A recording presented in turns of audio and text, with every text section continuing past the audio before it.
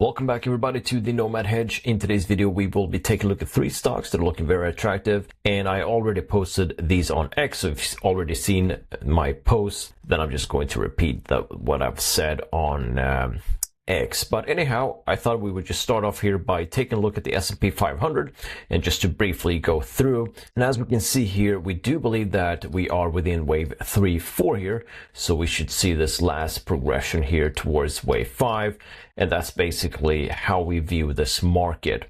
Now we've been shifting around a little bit here, and we have been playing with the idea that wave 5 could have indeed ended right here. And since we haven't already broken above new all-time highs, that could still be in play. But since the Russell 2000 broke out to new highs, we do think that the S&P will likely follow through. But we'll see what things happening here. Either case, we're looking at three stocks here that are looking attractive, and we think that they have bottomed. And so we're going to start off with Celsius, right? So this has been a stock here that's been correcting ever since October, mid-October here, and it saw a huge decline. Now, one could make the case that the decline here looks somewhat impulsive, where you could have, 1, 2, and then you have in another subway 1, 2, 3, 4, 5.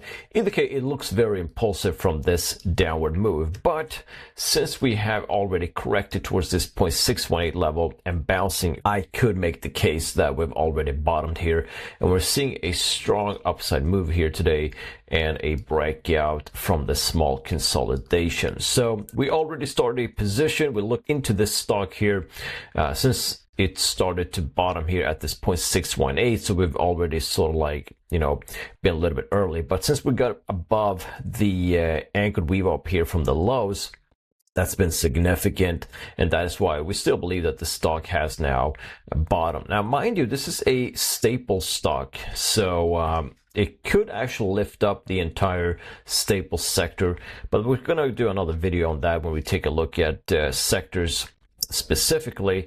But this could just be a sign that staples could be in an upward move, or that they could have bottomed. So this is basically Celsius. Obviously, if you haven't started a position, you would want to wait for a pullback or a retest a moving average.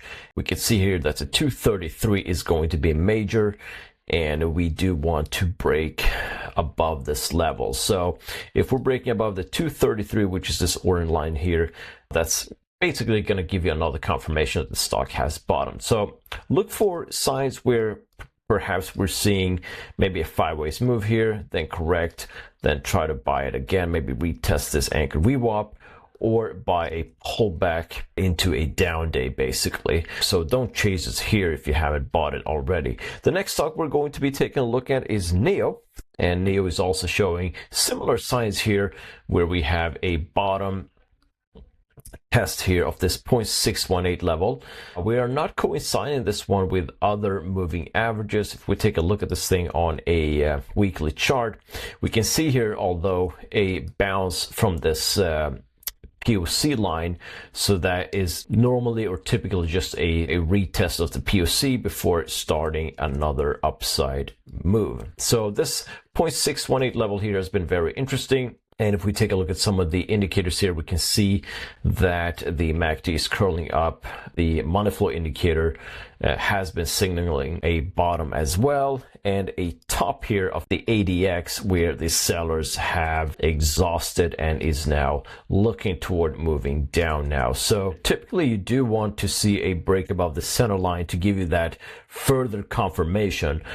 But since we have this 0.618 test level, and that the money flow indicator bottomed right here and now moving up again, you could make the case for an early entry, and this is still actionable as we speak. So if we take a look at this thing on a 233-minute chart, we can see here that we haven't broken above this consolidation right there, right? So if you're looking to enter, you probably want to buy the breakout. Well, this structure here looks a little bit noisy, I would say, but we're still above these key moving averages here. Mind you that there is a gap here as well. So if you want to play this thing on a long-term hold, you could enter the stock anytime you want, basically around this area.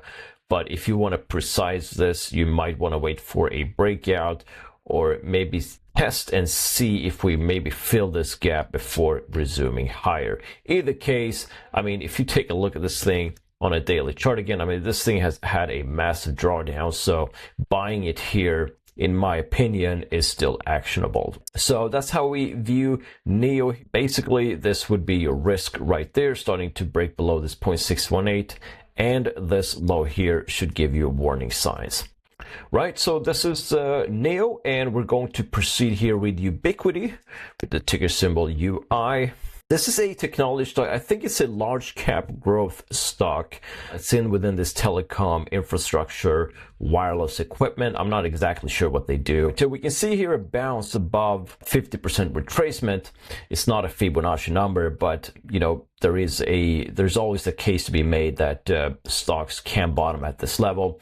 And you also have this typical wave 1-2 structure, or maybe an ABC, or potentially a 1-2, you know, 3-4-5, something along the line of that. But anyways, if we take a look at some of the moving averages here, we can see that we are just trying to retest here the 21 EMA.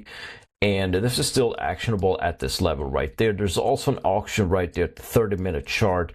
So we always like to look at auctions here at the 30-minute because they can be tested, right? So don't be surprised that we see something along the line of this and then proceeding higher. So this is a stock that's, I would say, of interest. We don't have a position on this one yet, but we would feel more confident looking into Celsius and NEO rather than this one. But this is obviously something that should be on your watch list since it's a momentum stock as well. There are huge gaps here towards the downside.